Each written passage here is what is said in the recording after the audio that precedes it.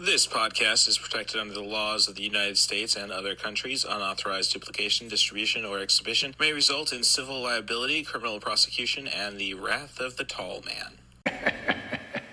Boy!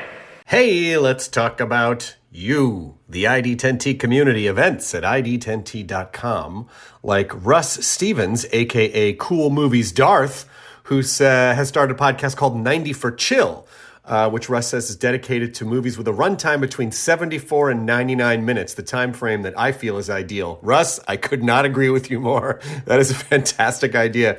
Russ goes on to say there are times you need a cinematic fix but don't have time for the latest Scorsese masterpiece or offering from a comic book universe. There's also times when you need a conclusion to prevent a binge costing you a whole night. My guests and I try to follow these guidelines as we chat up features that are definitely worth your time and are beyond easy to make time for. 90 for Chill, the podcast, can be found on all major podcast platforms at 90forchill.com, and that's spelling out 90, N-I-N-E-T-Y, 4 F-O-R, chill. So there you go. Thank you so much for sharing, Russ. Really great idea for a podcast. Events at ID10T.com for everyone else. Little Hand says it's time to rock and roll. Bring the noise.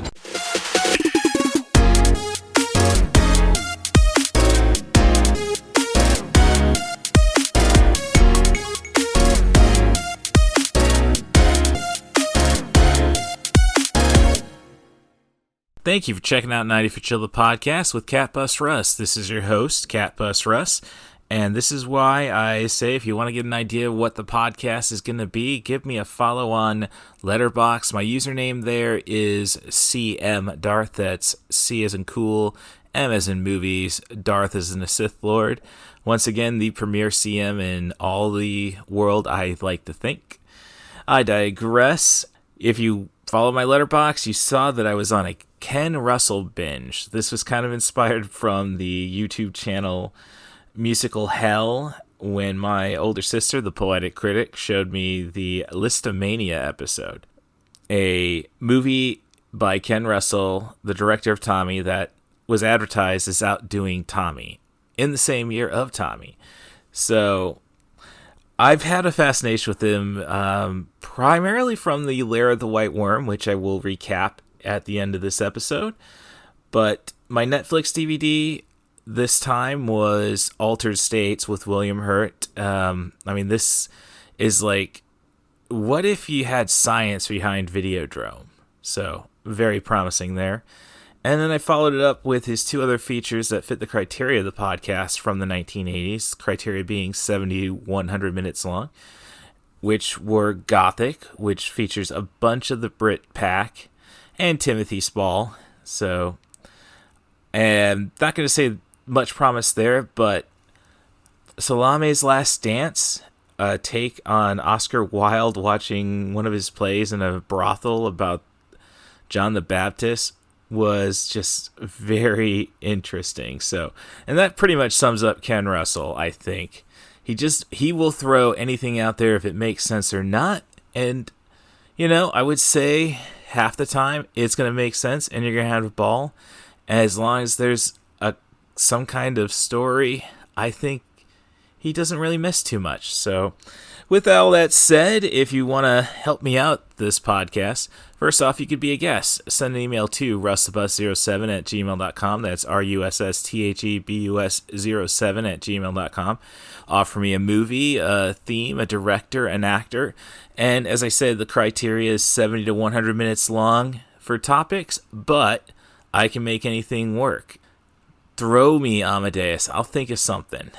Otherwise, follow me on Twitter at CatBusRuss. Follow me on Mastodon at RussStevens at Mastodon.social.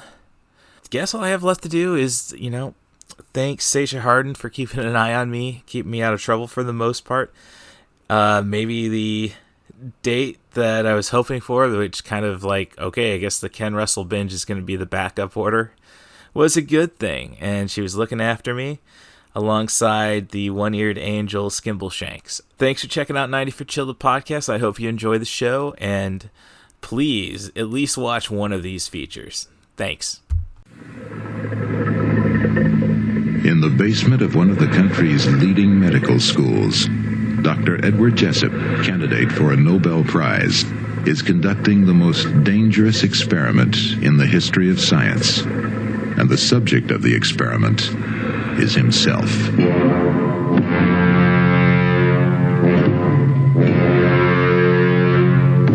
Ask him what kind of an experience I can expect.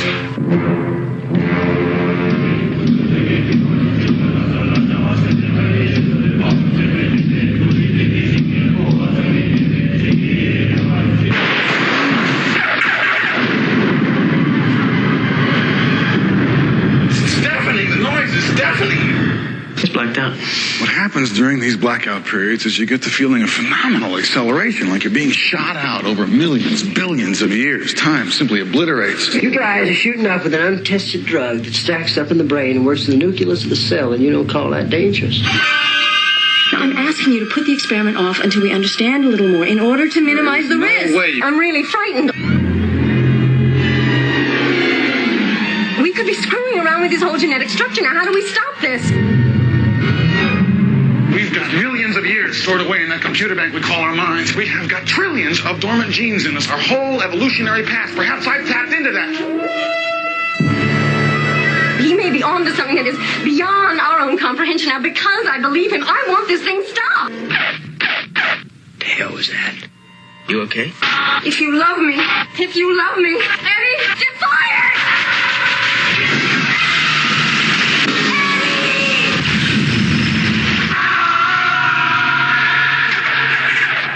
Altered States. I've just concluded watching Altered State, Ken Russell's film from 1980, the William Hurt debut feature.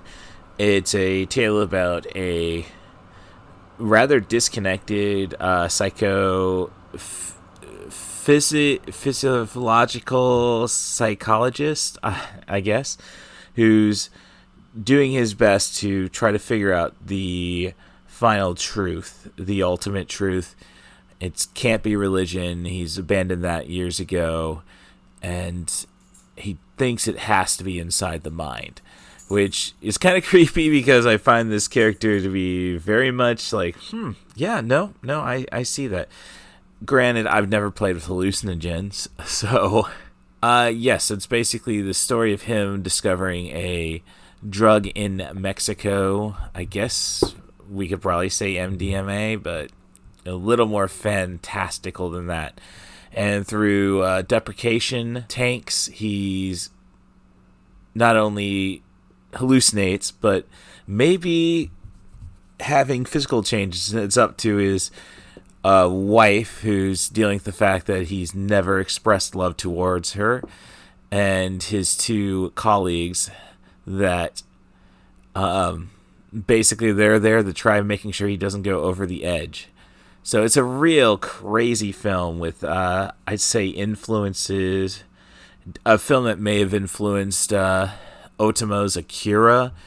It pulls a lot of Kubrickian stuff. Like, this could be the set of science fiction, a, dare I say, science fact way of creating 2001's finale.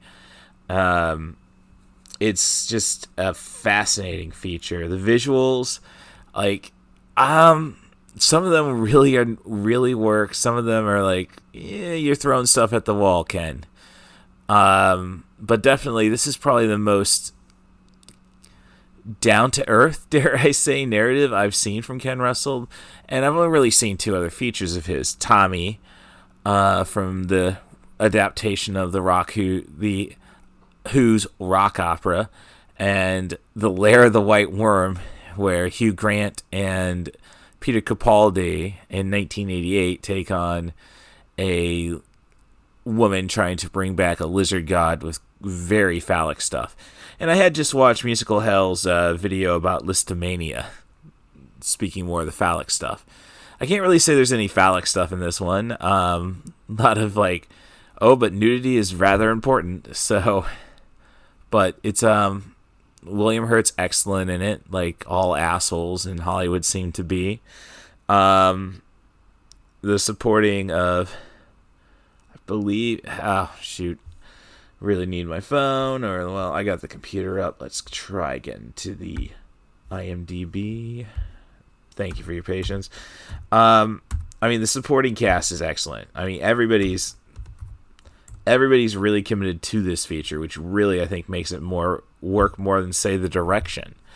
I mean, as I say, there's some great visuals, like the final trips and such. Awesome. There's some of it, like, just seems like Ken Russell is like the prototype of music video director. So if you take it like that, if you approach it like he's just throwing experimental stuff out there because we need something new, Ken Russell really hits it. And I would say there's the Kubrickian, like Stanley Kubrick. He's excellent when it comes to Miss Sun. Unfortunately, he doesn't quite have the cinematographers, the talent, I think, to nail these picturesque shots. So perhaps it's not actually a bad thing. He still likes, this is what keeps him in reality. So it's just a feature that has to really be seen.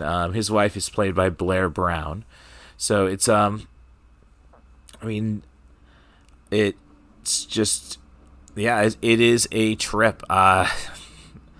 Really wish I would have probably just held on to this Netflix DVD and past the 29th and get to keep it. Because I could probably use some pot in this feature. So, but as I say, you got elements from that. It's I don't want to use the word seminal, but yeah, I would say this kind of whatever fantastical elements you would say from other science fiction about trying to discover ourselves, this kind of grounds it. And yeah, there's moments where that grounding goes off the edge. And honestly, I think any Ghostbuster fan might like it because we do get the entire Revelations thing. And there's, Neon Genesis Evangelion. We get to see the Seven-Eyed Goat. I mean, there's just so many things that leave you pointing at the screen like Leonardo DiCaprio in Once Upon a Time in Hollywood. Like, for nerds. But I think if you see this and then you get so much more out of other items, films from this point forward. So, I highly recommend Altered States, I guess, is the long and short of it. And I'll even say, and I sent the Mastodon post out, Russ Stevens, at Russ Stevens, at mastodon.social. And then, yeah, I did send it to my Twitter account, at CatBusRuss. You could eat, I'm tempted to say Prometheus is just Altered State with Xenomorphs. Or, well, we're getting there. So, that's, Altered States. This might be, I don't know if I'm ever going to see a Ken Russell movie that's going to top that. Probably have to ask a poetic critic about that. Now I'm just, going over my own words, so I better just hang her up. Thank you. Before Mary Shelley could write her masterwork of terror, Frankenstein, she had to experience it. I have it in mind to raise the dead. Sorry. Yes, the skull of the Black Monk. His appearance was said to herald disaster. Gaze into the eyes. Conjure up your deepest, darkest fears. Call that fear to form, to life.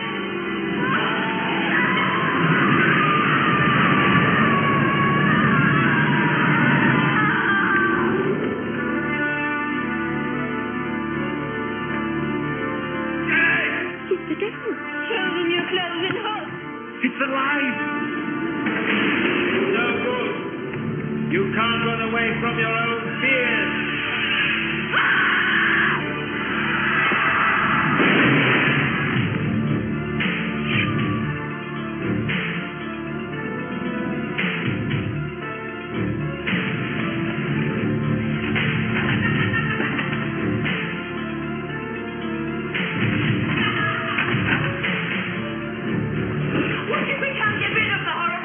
We create more monsters!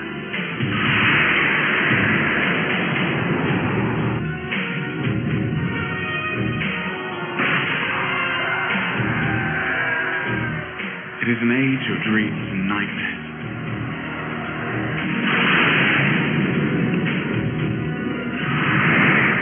It's shown me the torture it has in store for us. Our creature. It will be there waiting in the shadows until it has seen us to our death. In one night, two legends were born.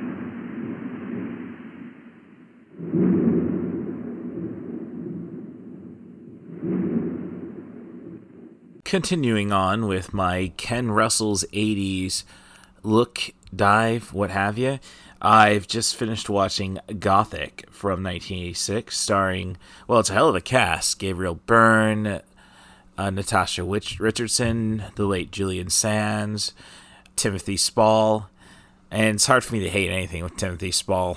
I mean, doing a Red Dwarf cameo back in season 6 kind of gives you extra points with me. I also liked him in Vanilla Sky, but I digress. So this is a story about the night that inspired Mary Shelley to write Frankenstein, which is basically Lord Byron, who I think Highlander the series may have done this concept better. That suggests that Lord Byron was an immortal and Duncan MacLeod was present for this event. And through, I don't know if it was a quickening, I gotta go rewatch that episode now, Mary Shelley discovers the invincibility, making Lord Byron the modern Prometheus. Alright, a lot of Prometheus stuff now that after watching Altered States. Again, my digression. The 5 guests, Lord Byron's the host, so I should say 4, are his biographer, I'm sorry, Percy Blythe Shelley, this Mary Shelley, and Claire Clareton, I believe it was, her stepsister. And, you know, what I think was meant to just start as an orgy, a celebration of laudanum and atheism. Sounds like Ken Russell knows how to push my buttons, I guess. They decide, after reading a German ghost story, that they should create their own ghost stories. And from there, we lose the poetic critic, my big sister, basically just says, this is high camp at its worst. It's just basically visions, and eventually Mary Shelley seeing her entire future. So it gets really silly.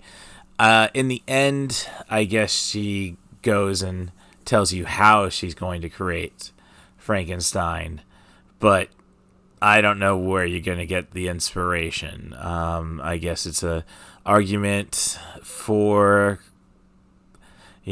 Christianity, as in there might be a God, so hence all of this defile led to a nightmarish events, but I think that's kind of just doesn't hit. There's, again, great performances. Natasha Richardson is solid. Gabriel Byrne is the right kind of sleazy for Lord Byron. Julian Sands, younger role for him, and I think earlier role from what I know about him. This isn't Warlock. Evil is solid. I don't know about... I know her last name's Mir or something, who plays Clareton. And there are some great direction. It's a Ken Russell movie. But the story is just so disjointed. It doesn't really just hold up. So it kind of doesn't justify, I guess, the resolution to Mary Shelley's role in it kind of makes sense after you watch everything, but if you're not a history major, it just kind of feels like, no, it's not going to make sense until the epilogue in modern day, which kind of hurts again. So a lot of poor script ideas. So with that said, I don't think you're going to miss anything by skipping this in Ken Russell's filmography. As I say, great direction, flourishes. I guess he doesn't really get too crazy, though, or it just seems very grounded, the gruesome effects at points. That doesn't really fit him. It's not very phallic, despite I think this is the first time in the 80s that he introduced a cod piece. I'm trying to get the poetic critics' attention on Twitter to give me an answer to that. But no, it's not as just the narrative is not there, and it's not goofy enough to really be fun. So, not this all kind of started with Altered States was my Netflix DVD, and I'm trying to rush through them so I can possibly get 10 DVDs as for my loyalty. But it started with my big sister showing me the Musical Hell YouTube video about Lisztomania. And that just seems so much camp fun that I have to get to that picture. Maybe I need to visit. Well, again, there's Criterion Channel accounts to hack, but again, digression. So, basically, I'm here for the crazy, and Disturbing is not necessarily crazy. Altered States wasn't honestly that crazy in terms of it's like a predecessor to Videodrome. So, okay, you can say it's crazy, but the narrative makes sense. And this one just drops the ball there. So, Altered States, definitely see. Lair of the White Worm, definitely. I think I only have one more to watch from the 80s that qualifies for this podcast. And I'll see if I can get that in. In 1892, Oscar Wilde's Salome was banned by British law. There is only one thing worse than to be talked about, and that is not to be talked about. Now, you're invited to enjoy the forbidden. In defiance of the law, and in honor of our greatest playwright, the premiere of Salome will take place here tonight. Let the play commence. The Son of Man has come. Who said that? It's the voice of the prophet, Princess. The prophet John. The Baptist. Sometimes he says fearful things that we never understand.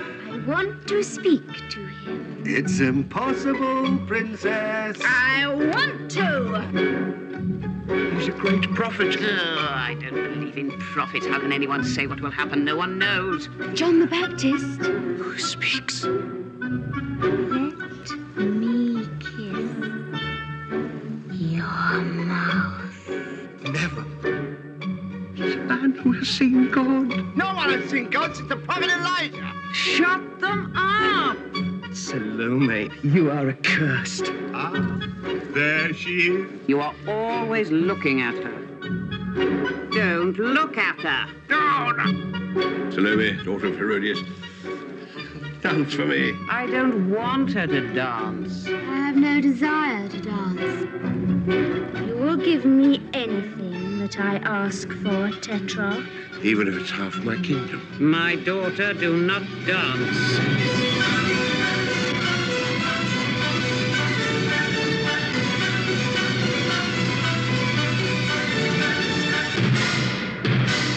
I want it brought to me on a silver platter.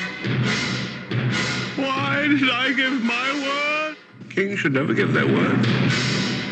And to close out the sub 100 minute 80s of Ken Russell, I've watched the Salome's Last Dance from 1988. A story, well, basically it's just Ken Russell's adaptation of Salome, Oscar Wilde's play that was written in 1891, banned, of course, in England by Lord Chamberlain for discussing biblical figures.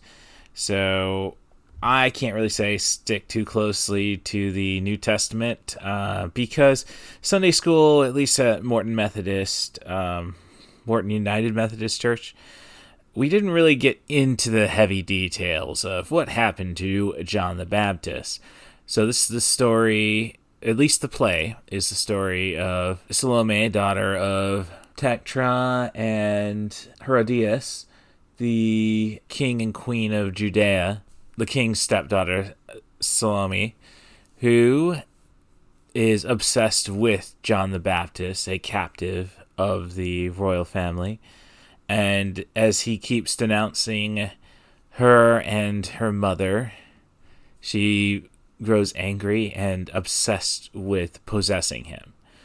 And head on a silver platter is what she gets as a result of her negotiating a dance, dare I say, incestuous dance for her stepfather. So not overly incestuous.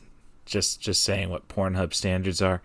Yep, so striptease for a decapitation. And since this play was banned in 1891 in England, so this play takes place. This rendition is especially made for Oscar Wilde to watch at a brothel. And the performers are both employees and actors of said facility. So that is basically sums up the wraparound device and the play, Salome. And then you just get all of Ken Russell's wild imagery, which really makes you want to go and see Salome. Do we open the film with topless women sodomizing John the Baptist? It's right at the beginning of the movie. I don't think that's much of a spoiler. And then you get crazy imagery. I mean, lots of topless women during the striptease. Well, there might be some surprising equipment as they kind of play three-card Monte with dancers. And then, of course, you have the dwarfs playing Hasidic, I should say Orthodox Jews. So, yeah, all the craziness you expect, but I love the setting for it, that we know it's going to be taking place all in this one room for Oscar Wilde's enjoyment if he doesn't get distracted by golden boys. So I like, and it's well directed in the sense that, like, I complained about Gold Diggers of 1933. Like, no, this stuff you can't show us a play and then say, oh, but I'm going to show you all the surrounding elements, which definitely can't really occur in reality. And no, this is very much grounded in, all right, it's a stage in a room in a brothel, and that's what we have. So I just love the simplicity of that. Ken Russell's direction, he, again, master of mise en scène. Definitely doesn't have the patience of a Stanley Kubrick, though. So nothing looking overly picturesque, but I mean, it's just such a silly take on, frankly, silly stories. All right, atheist, I digress. The acting is on point. It's I really was doing a lot of reading on the lead actress. I guess you say she'd be the lead actress. Let me try to get that pulled up. So Salome, Douglas Hodge, one of the Poetic Critics' favorites, plays John the Baptist. So this is a younger role for him. Let me see. Salome's Last Dance. Imogen Malaise Scott. Interesting story. She didn't really do much acting after this, and I guess she was blind either during or before the filming of this 3-week bet that Ken Russell made just to say I can do a movie for under $1 million in 1988. So, yes, I just dig the silliness of everything about this feature. I'm not saying it's Ken Russell's best by any stretch of the imagination, but this is kind of what I expect when I see a Ken Russell movie. And as long as the plot devices work, I think it succeeds. So I think everyone should take the time to watch this feature. I mean, just the craziness, I think, makes it an easier sell than some of his stricter narratives, like Altered States or Lair of the White Worm. And maybe you just don't have that extra half hour for Tommy. So, yes, I quite enjoyed the spectacle that was Salome's Last Dance.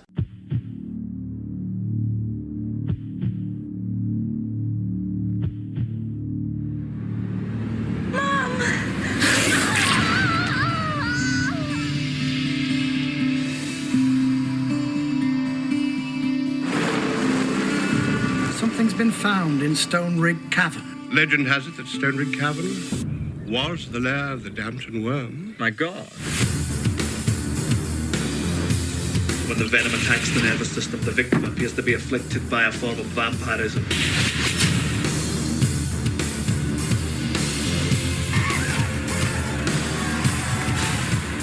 I hear you're having trouble with a snake. Ah, and you're going to uphold family tradition and slay the beastie. Are you out of your mind? My, you are a fine growing poke.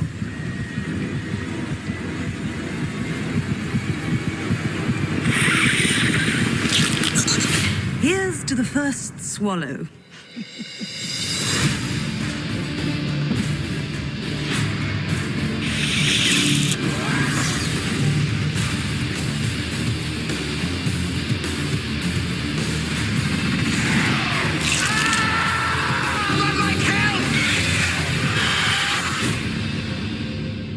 By Christ, have I a tale to tell you. I can hardly wait. For the sake of my podcast listeners, the dozens, I hope, I decided to complete this podcast with all of the 1980s Ken Russell covered. So I just rewatched Lair of the White Worm, a story that's set in northern England about a snake god.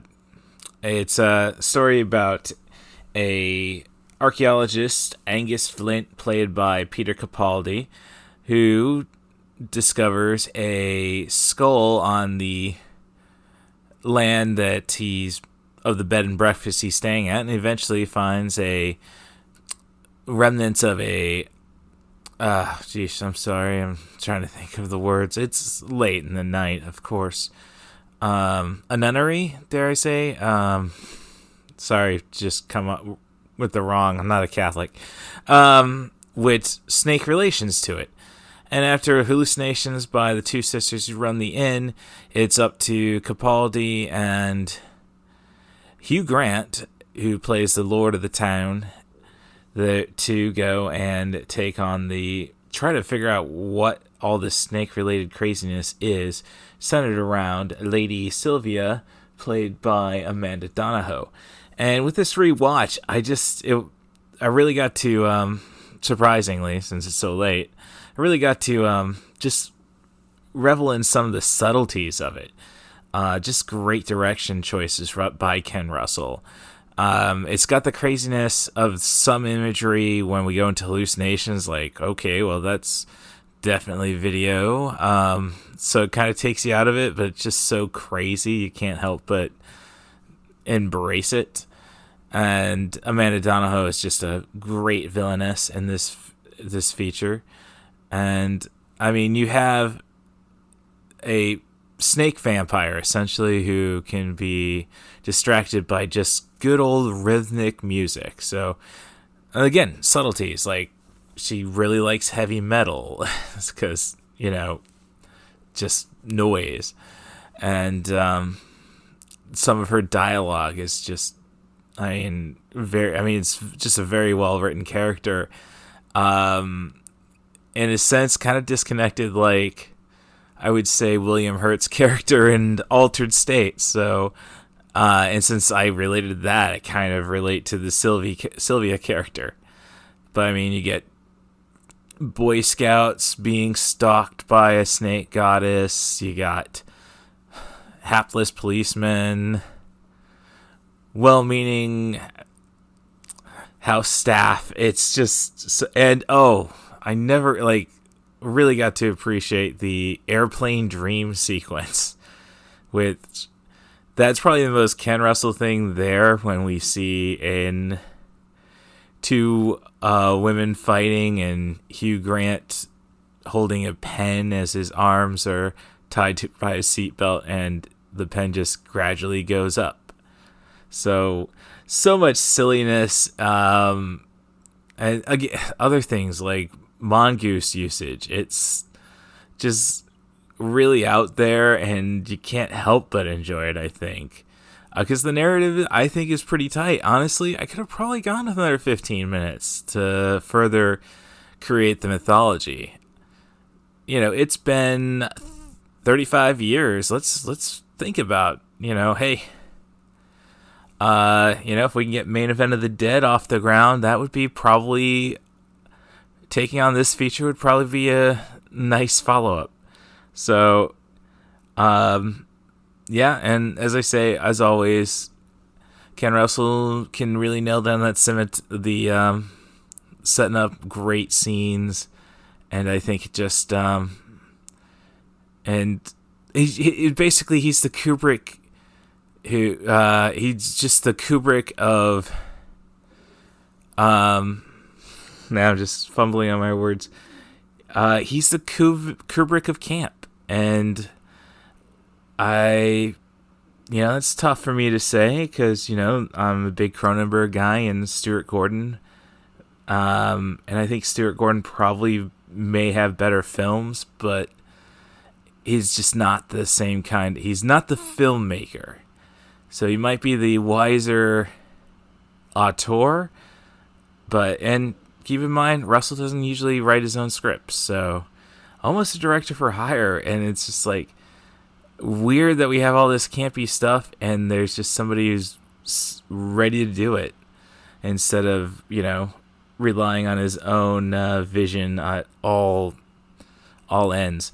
And, it's just very funny. The last 3 features I watched after Altered States, they're all Vestron Video releases. So look at I know they're at Best Buy, Vestron Collection 4Ks, or at least Blu-rays, so something to keep your eye out for, and something a little more affordable than your Arrows and what you'd find at Barnes & Noble. So, Lair of the White Worm, if you love camp, this movie is absolutely for you.